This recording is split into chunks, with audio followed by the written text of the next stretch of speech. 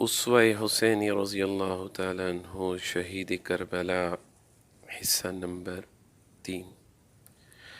مسلم بن عقیل رضی اللہ تعالیٰ عنہ نے حضرت حسین رضی اللہ عنہ کو کوفہ کے لیے دعوت دے دی۔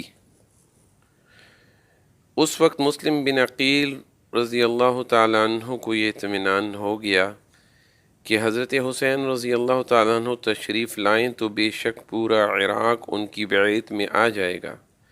حجاز کے لوگ ان کے پہلے ہی تابع اور دلدادہ ہیں، اسی لیے ملت اسلام کے سر سے بآسانی یزید کی مصیبت ٹل جائے گی اور ایک صحیح معیاری خلافت قائم ہو جائے گی۔ انہوں نے ہدایت کے موافق حضرت حسین رضی اللہ تعالیٰ عنہ کو کوفہ آنے کی دعوت دے دی۔ حوالہ ابن اثیر۔ حالات میں انقلاب۔ مگر یہ خط لکھنے کے بعد بحکم قضاء و قدر اس طرح حالات بدلنے شروع ہو گئے۔ یزید کی طرف سے نعمان بن بشیر کوفہ کے حاکم تھے۔ ان کو جب یہ اطلاع ملی کہ مسلم بن عقیل حضرت حسین رضی اللہ تعالیٰ عنہ کے لیے بیعت خلافت لے رہے ہیں، لوگوں کو جمع کر کے ایک خطبہ دیا جس میں کہا کہ ہم کسی سے لڑنے کے لیے تیار نہیں اور نہ محض شبہ یا تہمت پر کسی کو پکڑتے ہیں، لیکن اگر تم نے سرکشی اختیار کی اور اپنے امام یزید کی بیعت توڑی تو قسم ہے اس ذات کی جس کے سوا کوئی معبود نہیں کہ تلوار سے تم لوگوں کو سیدھا کر دوں گا جب تک تلوار کا دستہ میرے ہاتھ میں قائم رہے گا۔ حوالہ ابن کثیر۔ عبداللہ بن مسلم نے براہ راست ایک خط یزید کو بھیجا جس میں مسلم بن عقیل کے آنے اور حضرت حسین رضی اللہ تعالیٰ عنہ کے لیے بیعت لینے کا واقعہ ذکر کر کے لکھا کہ اگر تمہیں کوفہ کی کچھ ضرورت ہے اور اس کو اپنے قبضہ میں رکھنا چاہتے ہو تو یہاں کے لیے کوئی قوی آدمی کو فوراً بھیجیے جو آپ کے احکامات کو قوت کے ساتھ نافذ کر سکے۔ موجودہ حاکم نعمان بن بشیر یا تو کمزور ہیں یا قصداً کمزوری کا معاملہ کر رہے ہیں۔ یزید نے کہا بے شک اس وقت حضرت امیر معاویہ رضی اللہ عنہ کا ایک فرمان نکالا جس میں کوفہ کی امارت پر عبید اللہ بن زیاد کو مقرر کیا گیا تھا۔ کوفہ پر ابن زیاد کا تقرر، مسلم بن عقیل کے قتل کا حکم۔ یزید نے اس کے مشورے کو قبول کر کے عبید اللہ ابن زیاد کو کوفہ اور بصرہ دونوں کا حاکم بنا دیا اور اس کو خط لکھا کہ فوراً کوفہ پہنچ کر مسلم بن عقیل کو گرفتار کرے اور قتل کر دے، یہ کوفہ سے نکال دے۔ ابن زیاد کو یہ خط ملا تو فوراً کوفہ جانے کا عزم کر لیا۔ حضرت حسین رضی اللہ عنہ کا خط اہل بصرہ کے نام۔ ادھر ایک واقعہ پیش آیا کہ حضرت حسین رضی اللہ عنہ کا ایک خط اشراف اہل بصرہ کے نام پہنچا جس کا مضمون یہ تھا، آپ لوگ دیکھ رہے ہیں کہ رسول اللہ صلی اللہ علیہ وآلہ وسلم کی سنت مٹ رہی ہے اور بدعات پھیلائی جا رہی ہیں۔ میں تمہیں دعوت دیتا ہوں کہ کتاب اللہ اور سنت رسول صلی اللہ علیہ وآلہ وسلم کی حفاظت کرو اور اس کے احکام کی تنفیذ کے لیے کوشش کرو۔ حوالہ ابن اثیر صفحہ 9 جلد 4۔ یہ خفیہ خط بھیجا گیا تھا اور سب نے اس خط کو راز میں رکھا، لیکن مندر بن جارود کو یہ خیال ہوا کہ کہیں ایسا تو نہیں کہ یہ خط لانے والا خود ابن زیاد کا جاسوس ہو، اس لیے اس نے یہ خط ابن زیاد تک پہنچا دیا اور جو شخص خط لے کر آیا تھا اس کو بھی ابن زیاد کے سامنے پیش کر دیا۔ ابن زیاد نے اس قاصد کو قتل کر ڈالا اور اس کے بعد تمام اہل بصرہ کو جمع کر کے ایک خطبہ دیا جس میں کہا کہ جو شخص میری مخالفت کرے میں اس کے لیے عذاب علیم ہوں اور جو موافقت کرے اس کے لیے راحت ہوں۔ مجھے امیر المومنین نے کوفہ جانے کا حکم دیا ہے۔ ابن زیاد کوفہ میں۔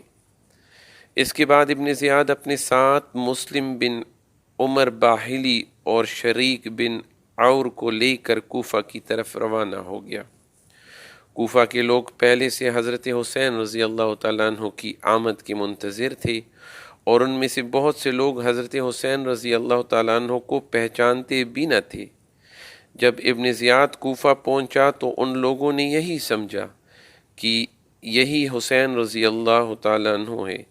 وہ جس مجلس سے گزرتا سب یہ کہہ کر اس کا استقبال کرتے تھے کہ مرحبا بکا یا ابن رسول اللہ۔ ابن زیاد یہ منظر خاموشی کے ساتھ دیکھ رہا تھا اور دل میں کڑتا تھا کہ کوفہ پر تو حضرت حسین رضی اللہ تعالیٰ عنہ کا پورا تسلط ہو چکا ہے۔ اب پورے شہر کوفہ میں حضرت حسین رضی اللہ تعالیٰ عنہ کے آنے کی خبر مشہور ہو گئی۔ لوگ جوک در جوک زیارت کے لیے آنے لگے۔ ادھر نعمان بن بشیر والی کوفہ کو یہ خبر ملی تو باوجود یزید کا ملازم ہونے کے اہل بیت کا احترام دل میں رکھتے تھے، اپنے گھر کے دروازے بند کر کے بیٹھ گئے۔ ابن زیاد خاموشی کے ساتھ یہ سب مظاہرے اور والی کوفہ کا معاملہ دیکھ رہے تھے۔ اب اس نے دروازے کے قریب پہنچ کر نعمان کو آواز دی کہ دروازہ کھولو، میں ابن زیاد ہوں، یزید کی طرف سے مامور ہو کر آیا ہوں۔ اس وقت دروازہ کھولا گیا اور وہ اندر جانے کے بعد پھر بند کر دیا گیا۔ کوفہ میں ابن زیاد کی پہلی تقریر۔ اگلے روز صبح ہی ابن زیاد نے اہل کوفہ کو جمع کر کے ایک تقریر کی، جس میں کہا کہ امیر المومنین نے مجھے تمہارے شہر کا حاکم بنایا ہے اور یہ حکم دیا ہے کہ تم میں سے جو شخص مظلوم ہو اس کے ساتھ انصاف کیا جائے، اور جو اپنے حق سے محروم کر دیا گیا ہے اس کو اس کا حق دیا جائے، اور جو شخص اطاعت اور فرمان برداری کرے اس کے ساتھ اچھا سلوک کیا جائے، اور جو سرکشی اور نافرمانی کرے یا جس کی حالت اس معاملے میں مشتبہ ہو اس پر تشدد کیا جائے۔ خوب سمجھ لو کہ میں امیر المومنین کا تابع فرمان رہ کر اس کے احکام ضرور نافذ کروں گا۔ میں نیک چلن لوگوں کے لیے مہربان باپ اور اطاعت کرنے والوں کے لیے حقیقی بھائی ہوں، اور میرا کوڑا اور میری تلوار صرف ان لوگوں کے لیے ہے جو میری اطاعت سے بغاوت کریں اور میرے احکام کی مخالفت کریں۔ اب آپ لوگ اپنی جانوں پر رحم کھائیں اور بغاوت سے باز آ جائیں۔ مسلم بن عقیل کے تاثرات۔ ادھر مسلم بن عقیل جو مختار بن ابی عبید کے گھر مقیم تھے اور حضرت حسین رضی اللہ تعالیٰ عنہ کے لیے بعید خلافت لے رہے تھے، ان کو جب زیاد کی اس تقریر کا علم ہوا تو یہ خطرہ ہوا کہ ان کی مخبری کر دی جائے گی، اس لیے وہ مختار کا گھر چھوڑ کر ہانی بن عروہ کے مکان پر آ گئے۔ دروازے پر پہنچ کر ہانی بن عروہ کو باہر بلایا۔ وہ باہر آئے تو مسلم بن عقیل کو اپنے دروازے پر دیکھ کر پریشان ہو گئے۔ مسلم بن عقیل نے کہا کہ میں تمہارے پاس پناہ لینے کے لیے آیا ہوں۔ ہانی بن عروہ نے جواب دیا کہ آپ مجھ پر بڑی مصیبت ڈال رہے ہیں۔ اگر آپ میرے گھر کے اندر نہ آ گئے ہوتے تو میں یہی پسند کرتا کہ آپ واپس لوٹ جائیں، مگر اب کہ آپ داخل ہو چکے ہیں تو میں اپنی ذمہ داری محسوس کرتا ہوں۔ اچھا آ جائیے۔ مسلم ان کے مکان میں روپوش ہو گئے۔ کوفہ کے مسلمان ان کی خدمت میں خفیہ آتے جاتے رہے۔ مسلم کی گرفتاری کے لیے ابن زیاد کی چالاکی۔ ادھر ابن زیاد نے اپنے ایک خاص دوست کو بلا کر 3000 درہم دیے اور اس کام پر مامور کیا کہ مسلم بن عقیل رضی اللہ تعالیٰ عنہ کا پتہ لگائے۔ یہ شخص مسجد میں مسلم بن اوسجہ اسدی کے پاس پہنچا، جن کے متعلق کچھ لوگوں سے سنا تھا کہ وہ مسلم بن عقیل کے رازدار ہیں۔ جب وہ نماز سے فارغ ہوئے تو اس شخص نے علیحدہ لے جا کر ان سے کہا کہ میں شام کا باشندہ ہوں، اللہ تعالیٰ نے مجھ پر کرم فرمایا ہے کہ مجھے اہل بیت نبی کریم صلی اللہ علیہ وآلہ وسلم کی محبت عطا فرمائی ہے۔ یہ 3000 درہم میں اس لیے لایا ہوں کہ اس شخص کے سپرد کر دوں جو حضرت حسین رضی اللہ تعالیٰ عنہ کے لیے بیعت لے رہا ہے۔ مجھے لوگوں سے پتہ چلا کہ آپ کو اس شخص کا علم ہے۔ بہرحال مسلم ابن اوسجہ نے اس شخص سے حلف اور عہد لیا کہ راز فاش نہ کرے گا۔ یہ شخص چند روز تک ان کے پاس آتا جاتا رہا کہ وہ اس کو مسلم بن عقیل رضی اللہ تعالیٰ عنہ سے ملا دیں گے۔ ابن زیاد ہانی بن عروہ کے گھر میں۔ اتفاقاً ہانی بن عروہ جن کے گھر میں مسلم بن عقیل روپوش تھے بیمار ہو گئے۔ ابن زیاد ان کی بیماری کی خبر پا کر عیادت کے لیے ان کے گھر پہنچا۔ اس وقت عمارہ بن عبد